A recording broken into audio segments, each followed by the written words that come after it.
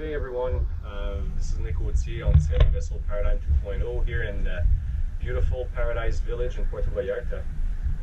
I got a question on one of my videos from Steve Burgess, and he's asking me, what do you think of the Bavaria Cruiser 36 in the same year as your 40, Bluewater capable for Atlantic and Pacific crossage?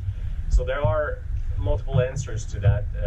The short answer is absolutely these boats are Bluewater capable. Absolutely, you can set up a Bavaria Cruiser 36 to go across the Atlantic and to go across the Pacific. I actually have some sailing time on the Bavaria 36 of 2012 vintage. A friend of mine had that boat in the same dealership that I purchased mine from, and I did a few East Coast passages on the boat. I have many thousand miles on my Bavaria 40, and there is no doubt that properly set up, properly maintained, properly equipped Bavarias, and properly sailed also, you got to have the ability to sail them safely, an understanding of the qualities and the limits of these boats. There's no question that you can sail safely a Bavaria across ocean. So that's sort of the short answer. Now, the more complex question he's saying, what do I think? My thoughts are endless on this. You can talk about this forever. I mean, I gave you the short answer. The answer is yes, you can sail them. There's no problem. These things will sail across oceans. The other issue is, is it the boat that you want to do that on? Is it the boat that suits the kind of comfort level that you'd want for what will be long-term extended cruisings? All of those questions are very, very subjective now. Like, the objective answer is yes, Bavarias are able to sail across the ocean. I mean, I'm planning on taking mine across to French Polynesia this year. I'm going to be going to the Marquesas and the Tuamotus and Papeete and all of that, and I have no doubt with the way I maintain my boat and the way it's prepared that it can go to all the places that I've mentioned without a problem. The question is, if I'd gone behind in time, would I buy a Bavaria again for, living aboard for 9 years the way I've done? And that's, to me, a more subjective question, obviously, and it's a question on which the answers are less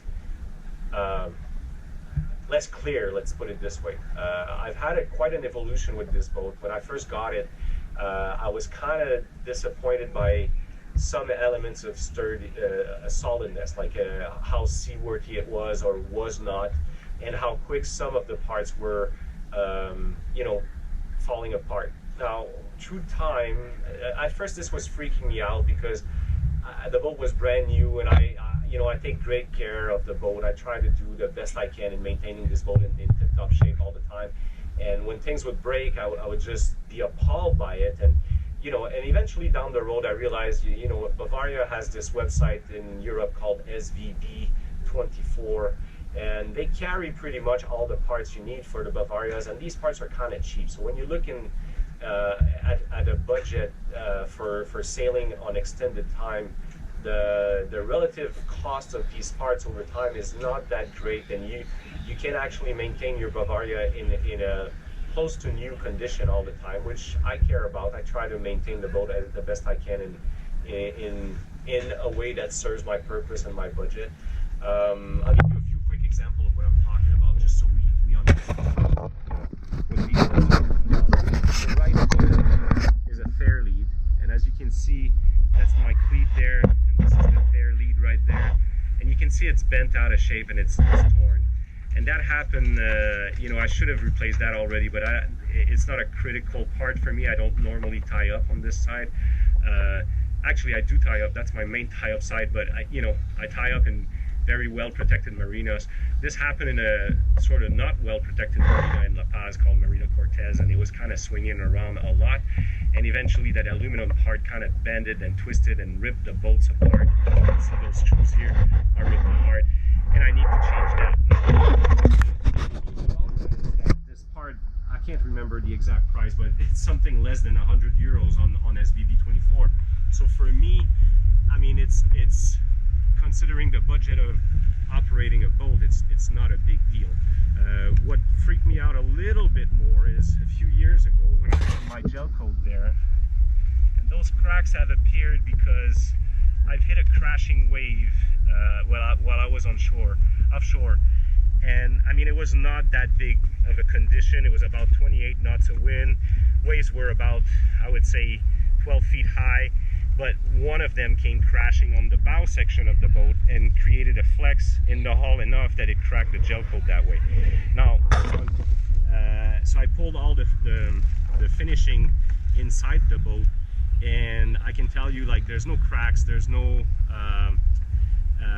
sign of delamination on the hull, either the side of the hull or the hull deck joint. So this boat is like, it's cosmetically affected by it, but it's not structurally affected by it. And I can tell you, it's a testament to the boat in many ways, because it was quite a smack. Like this hit the boat really hard. I had never been hit by a wave so hard, and for what I heard and felt on the boat, I would have expected the hull to be cracked open, and it was not. It barely flexed, and it's, you know, I have pictures somewhere of that hull, and it's not delaminated. It's in good shape, you know.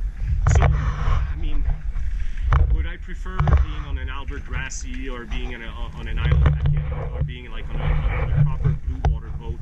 In my case, the answer is yes. Like, and I had the budget. I had the budget when I bought this boat. I could have afforded a used island packet or a used Albert Grassy or a used Alubat, like more of a proper round the world Bluewater boat. And you know, knowing what I know now for myself, I would have preferred that.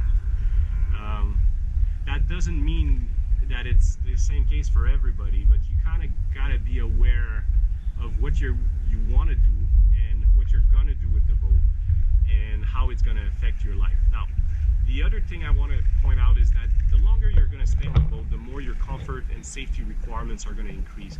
So you start off in this boating life and you think like, oh, I'm going to do the Bahamas, or I'm going to do the East Coast, which I've done multiple times, and that's it, you know. But eventually, like, you want to go more places, and that's what boats are great for. You want to do like more.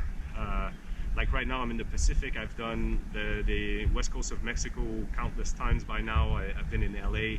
I want to cross to the Pacific, get to Australia and all that kind of stuff. And the longer you stay on the boat, the more it becomes your house. And then, you know, you want to add a thing like a water maker, or you want to add some kind of a bigger inverter so you can have like more appliances on board. It has more power requirements and all of that. So then a 40 versus a 36, you got to take into account the carrying capacity of your boat.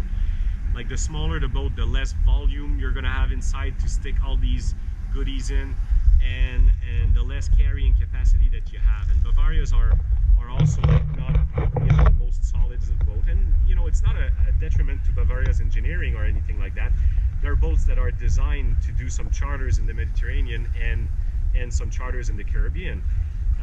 And 90% of the Bavarias that are sold out there are used in that purpose. That's not saying that you can't cross oceans with them. I have an extensive amount of ocean crossings done with this boat.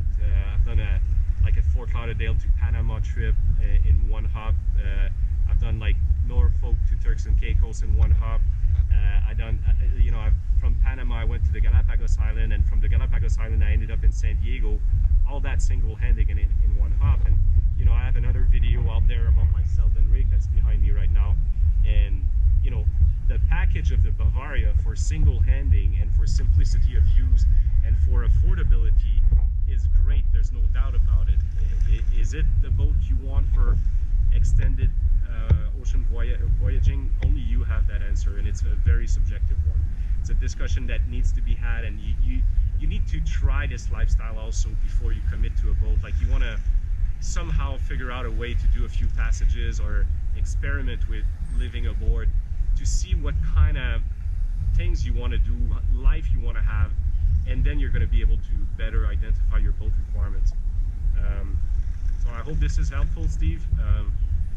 Thank you for the comment. Somebody shared my video last time. It just tripled my traffic on my YouTube chain. So if you appreciate those videos and you've made it this far, please like and share and subscribe to the channel. It's going to help me make more videos. Thanks a lot.